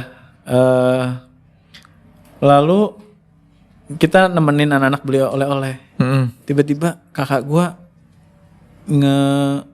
WhatsApp, Lil dompet lu hilang. Hah? Kok lu tahu gitu? Perasaan si Irma gitu istri gue nggak bilang ke kakak gue gitu. Kita lagi pada riweh gitu. Terus, kok lu tahu? Iya nih ada orang di Twitter bilang nemuin dompet atas nama Holil. Hah? Dia ngasih tahu alamatnya gini. Oh, terus langsung yang punya Twitter, kalau nggak, gue nggak punya Twitter, yang punya Twitter kalau nggak salah Dimas ya. Akhirnya Dimas yang ngubungin orang itu.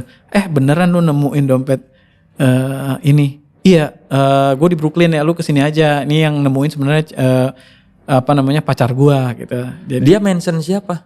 Dia bilang dia nemuin dompet atas nama Holil Mahmud. Terus kakak gue lagi nyari dosen namanya Holil apa. Hari itu ketemu lah. Hah? Kok dia lagi nge-search Holil gitu? Keluar itu, ada orang ditemukan dompet. Iya, ditemukan dompet namanya Holil Mahmud gitu. Dia ngomong gini, hehehe, lucunya dia yang nemuin ini pacar gua dan ulang tahunnya sama gitu. Akhirnya kita selama apa namanya ulang tahun selalu kirim selamat ulang tahun sama yang nemuin dompet itu gua. Iya, dia ngepost di Twitter yang nonton kakak lu di Jakarta. Yang baca kakak lu di Jakarta. Kakak gue di Jakarta baca, dia mau nyari ada kiai namanya itu dia pakar ekonomi syariah. Jadi wah itu absurd banget. Jadi teman-teman gue tuh pada kaget gitu. Gila parah. Jadi hilang siang, malamnya udah ketahuan dia yang nemuin. Oh dia Holil Mahmud atas alamat ini gitu. Gue nggak tahu ada alamatnya apa enggak ya. Gue lupa deh. Soalnya kayak pokoknya di Brooklyn gitu. Iya dianya di Brooklyn. Jadi dompet itu dibawa sama dia. Akhirnya gue samperin besokannya ke Brooklyn. Itu kayak gila oleh parah. Kita semua udah tadinya sedih jadi sampai bingung gitu. Tapi itu ya Gimana bagus nggak kalau bagus ya? Bagus. Itu dramatis ya. Dramatis banget gitu kayak aduh gimana gue ngasih makan anak-anak nih. Timingnya bisa pas loh. Kenapa kakak lu pas? Wah itu yang paling misterius. Paling misterius gue kejadian-kejadian gitu banyak lah. Berarti sedekah lu masih bagus. Ya mudah-mudahan amin. Terus si orang itu tahu bahwa lu menemukan dari kakak lu yang di Jakarta. Enggak, dia nggak perlu tahu itu, orang sana nggak perlu tahu gitu. Orang ke sana nggak ya? Kalau orang kita kan kok bisa tahu? Kok bisa tahu gitu? Itu orang sana. Buat mereka detail-detail gitu nggak menarik. Iya, udahlah itu urusan lu lah ya. Gitu, gue cuma. Pokoknya lu nyampe ke sini gitu. Iya, uangnya nggak ada yang hilang apa segala macam. Lu mengidentifikasi karena ada foto di ID-nya. Siapa dianya? Enggak, ya lu kan ngaku tahu bisa aja kan ada orang ngaku-ngaku atau gimana? Iya enggak, dia tahu lah, ada ID-nya, ada fotonya ada juga sih di ID. Akhirnya kan main juga di Brooklyn. Gue undang dia untuk datang, katanya nggak jauh dari tempat gue main. Terus datang dia beneran dari awal sampai akhir nonton. Baik, akhirnya ya udah, apalagi ulang tahunnya sama tahun berikutnya. Kalau ulang tahun gue ngasih selamat, dia juga ngasih selamat gitu. Lucu sih. Ada sekali ya. Tapi New York itu apa yang berjasa dalam hidup lo? Mengubah apa dalam hidup lo 6 tahun di New York itu? Gue gak pernah in the coast lah. Selama hidup gue sebelum ke New York itu gue gak pernah keluar rumah. Jadi gue di Jakarta. Ciputat lebih tepatnya. Ciputat lebih tepatnya betul. 33 tahun kali itu. Lebih kali ya. Berapa tahun ya? 35, 36 gitu. Gak pernah keluar rumah. Ya akhirnya sekalinya keluar ke New York itu yang multikultural. Jadi bisa setiap hari keluar rumah itu udah harus siap bahwa kita akan bertemu dengan sesuatu yang kita nggak ngerti. Jadi kesalahpahaman adalah sebuah keniscayaan. Jadi udah pastilah nih kita pasti ada salah paham nih, apa nggak ngerti apa gitu, karena bukan hanya kita doang yang nggak bisa bahasa Inggris, banyak orang. Oh di sana pun? Banyak. Ada yang gue tinggal di wilayah Latin gitu ya. Keturunan Dominikan Republic gitu. Nah itu banyak yang nggak bisa bahasa Inggris juga gitu. Bahasa Latin ya udah. Akhirnya kadang-kadang ya gitu. Padahal mereka citizen gitu. Nggak tahu citizen apa enggak ya. Tapi udah lama lah ya survive bisa. Di Chinatown banyak orang nggak bisa bahasa Inggris juga. Bahasanya Cina. Survive aja mereka di situ. Jadi 6 tahun itu 6 tahun pertama lu hidup di luar rumah ya? Iya. Langsung ke sana dan ya anak gua pengen balik mulu ke sana setiap malam berdoa supaya bisa sekolah di sana lagi. Tapi sebagai seorang seniman, apa pengaruhnya New York? New York dia kayaknya menerima atau menggalakkan semua seniman untuk eksperimen gitu ya. Walaupun sebenarnya peluang banyak gitu, tapi senimannya juga banyak. Banyak benar senimannya. Jadi akhirnya seniman kayak di sini juga kerja juga 2 kerjaan bahkan 2-3 kerjaan untuk bisa menyokong kreativitas dia berseni itu. Nggak bisa menghidupi juga kalau nggak jadi mah ya. Karena banyak banget orang yang pengen jadi seniman dan dengan berbagai ide itu. Nah di New York ya mereka embrace itu. Lalu orang yang gue seneng tuh orang datang dengan kebudayaannya masing-masing tapi nggak malu gitu, nggak malu, nggak norak gitu. Gue bingung ya, gue juga nggak tahu orang ya dengerin musik mereka, daerah mereka ya udah lewat aja biasa. Misalnya kalau kita pas berada di wilayah India ya mungkin musik India yang atau musik India yang udah didiskoin kayak gitu-gitu. Atau macam-macam lah, mereka keluar dengan kebudayaannya masing-masing tanpa takut jadi norak gitu. Kalau di sini kan kita di Jakarta yang melting pot juga, kadang-kadang orang hadir dengan kejakartaannya semua gitu, padahal dia orang dari daerah gitu. Nah itu tuh yang sebenarnya gue merasa nggak ada di Jakarta gitu. Atau mungkin lingkungan pertemanan gue kecil kali ya. Jadi gue nggak merasa di Jakarta ketemunya sama itu aja gitu sekarang. Walaupun udah ada kios ya, tapi gue merasa bedanya itu sih. Kalau di New York orang bisa datang dengan kebudayaannya masing-masing, lalu ya udah kita bisa menerima itu gitu. Udah siap kalau akan ketemu sesuatu yang kita belum tahu gitu. Mereka berani otentik gitu ya? Iya, mereka berani otentik. Wah, pas banget. Itu timingnya pas ya. Iya gitu. Hebat, gue udah Perpanjang. gue udah tahu cara masukkan. Iya. Gitu dia tuh emang yang gue merasa kalau bisa kehidupan berkesenian itu bisa tumbuh kalau masyarakatnya juga terlibat di dalamnya dan berpraktek dengan kebudayaannya masing-masing sehingga memperkaya itu.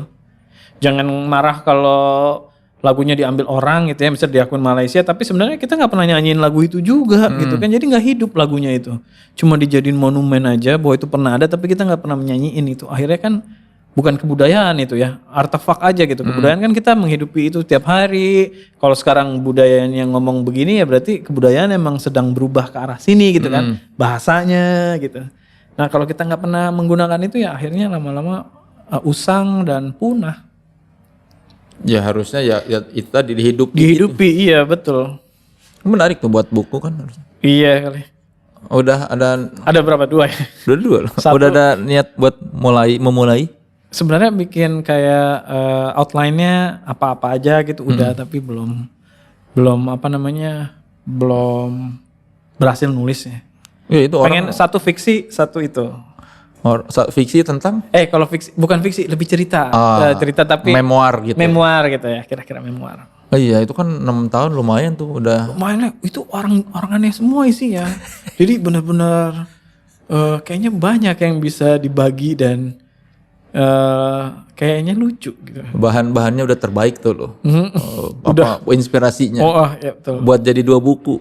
Jadi dengan kemampuan menulis yang pas-pasan aja mungkin tetap akan bagus karena ceritanya emang udah bagus dari karena sana. nggak ada yang mengalami kan, nggak banyak yang mengalami. Tapi kalau buku yang mengubah hidup lu apa? Kalau buku fiksi itu Ziarah gue suka. Iwan Simatupang. Tentang apa itu? Iwan Simatupang ya ada orang gitu. Kalau nggak salah keluarganya meninggal atau istrinya gitu meninggal, dia menziarahi itu, tapi ya dia menyaksikan berbagai kekacauan di kampungnya dia dulu gitu. Novel. Itu ziarah. Kalau kayak puisi atau bukan puisi, karena cerita pendek gue suka Gottlob Danarto. Itu lebih surreal. Lebih surreal tuh misalnya ya idiom-idiomnya itu bagus-bagus gitu.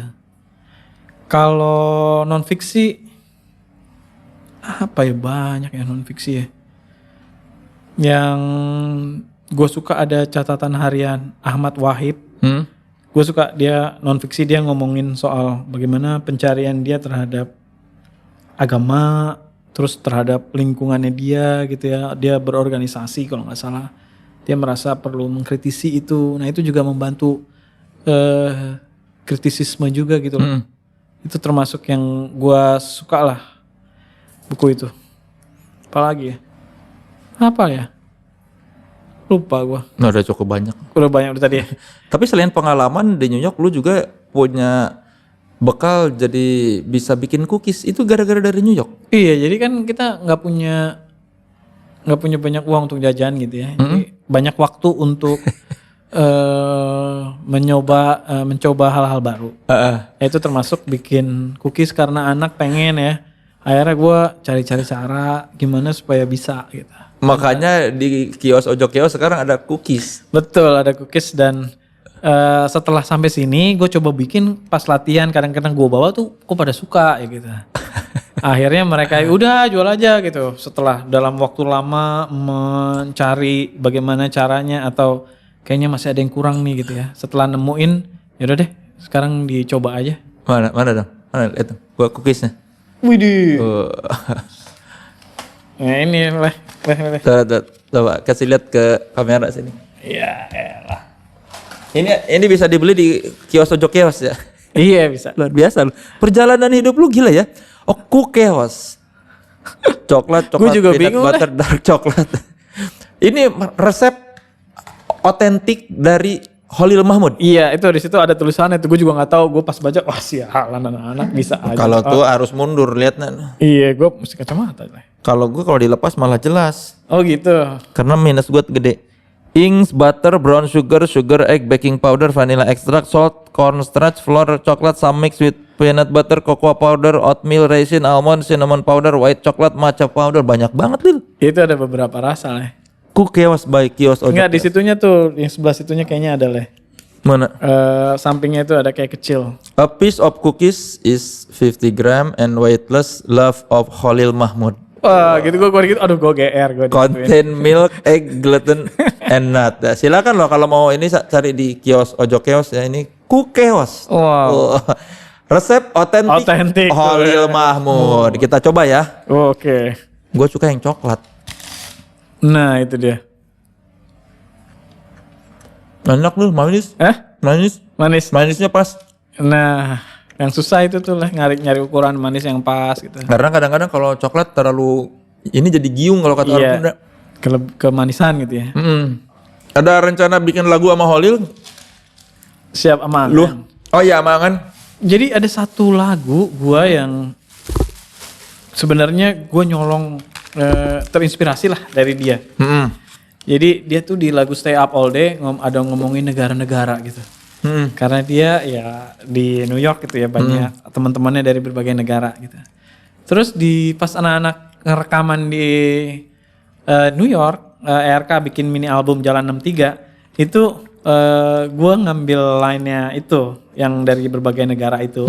Gue ambil dan akhirnya gue anggap itu nulis lagunya berdua sama dia. Jadi gue masukin di kreditnya penulis lirik Khalil dan Angan. Jalan 63. Jalan 63 jadi ada Eropa, Australia, Asia, Afrika itu di Jalan 63. Tapi itu terinspirasi dari Angan nulis lagu Stay Up All Day ada itu. Eropa, Asia, Australia, dan Afrika. Iya kira-kira gitu. Tapi kalau niat bikin lagu beneran kolaborasi dia belum. Dia belum mau, guanya mau sebenarnya leh. Oh lu nyapa emang dia mau? Gue dia soalnya gue ngeliatin dia gitu, taste-nya dia bagus gitu, gue suka. Cuma dia menganggap taste lu jelek. Itu dia permasalahannya. Jadi dia belum tertarik, susah leh. Gue juga nggak bisa maksa juga ya anak ya, karena anggot-anggotan kan. Akhirnya ya udahlah kalau dia mau aja, kalau dia nggak mau ya udah gue nggak maksain. Angan kalau kamu menyaksikan ini, your dad mau kolaborasi. Nah, janganlah jadi anak durhaka Angan. Kamu dibesarkan di New York. Tidak tahu sopan santun kepada orang tua. Terima kasih loh Khalil. Wah thank you. Cookiesnya enak, kukeosnya manisnya pas. Asik. Karena lu memberi gua cookies, tapi enggak juga sih. Lu enggak ngasih gua cookies juga, gua kasih kaos ini sih. Ini ada merchandise dari Authenticity yang ini dengan Comikizer ada juga nanti Styrofoam dan Darbot. Silakan dilihat di Authenticity Lab di Tokopedia, Shopee atau Lazada. Ini minta tolong ditanda tangan. Oh oke. Yang podcast naik kelasnya. Oke. Karena bakal kita jadikan hadiah buat followers Instagram @authenticity_id. Silakan follow @authenticity_id yang mau dapetin kaos podcast naik kelas bertanda tangan Khalil Mahmud. Iya. Ini siapa yang dapat sebutannya apa? Nggak ada nih. Teman sekelas. Teman sekelas. Ya, dengan tolong diinin. Ya. Sekali lagi boleh beri tepuk tangan untuk Khalil Mahmud. Menarik sekali obrolannya ya, dan kita lihat perjalanan Khalil dari seorang akuntan yang hanya bercita-cita menjadi anak band, berlatih berjam-jam bertahun-tahun bahkan ya di studio hingga akhirnya Efek Rumah Kaca keluar, terus kita menyaksikan selama bertahun-tahun ini perjalanan Holil dari yang tadinya ketika menulis di udara itu tidak terlalu mendalami, tapi sekarang jadi salah seorang musisi yang penuh dengan pengetahuan dan aktif, tidak hanya sekedar ikut-ikutan ya Lil. Mudah-mudahan. Dan sekarang sudah berkembang menjadi seorang, ya bukan hanya aktivis di politik tapi juga aktif di mengembangkan skena musik dengan Ojo Kiosnya. Sebelum era pandemi kita bisa menyaksikan bakat-bakat baru di sana kan, ada di sesi open mic gitu ya. Iya.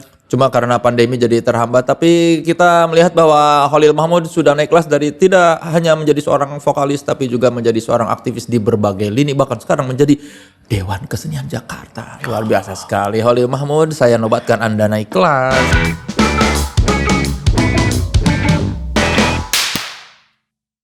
Asik. Gaya ya. Terima kasih, Le.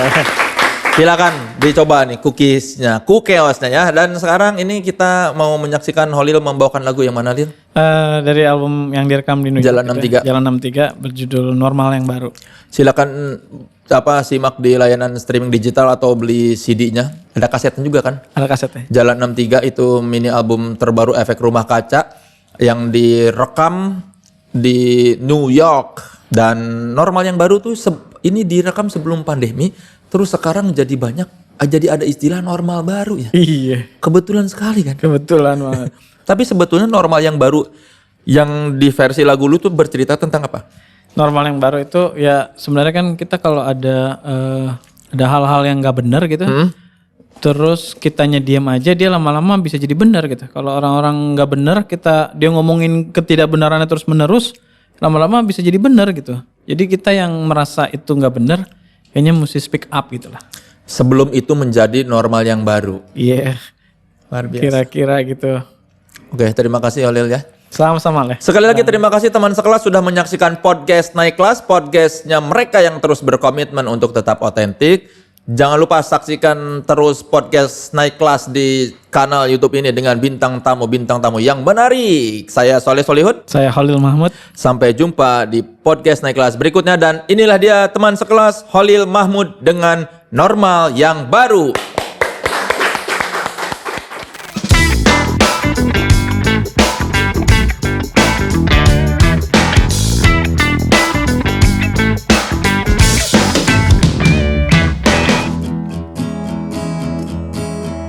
Kabar miring yang kita biarkan menjadi haluan baru. Biar saja jadi nilai yang baru. Kita amat sibuk, teramat sibuk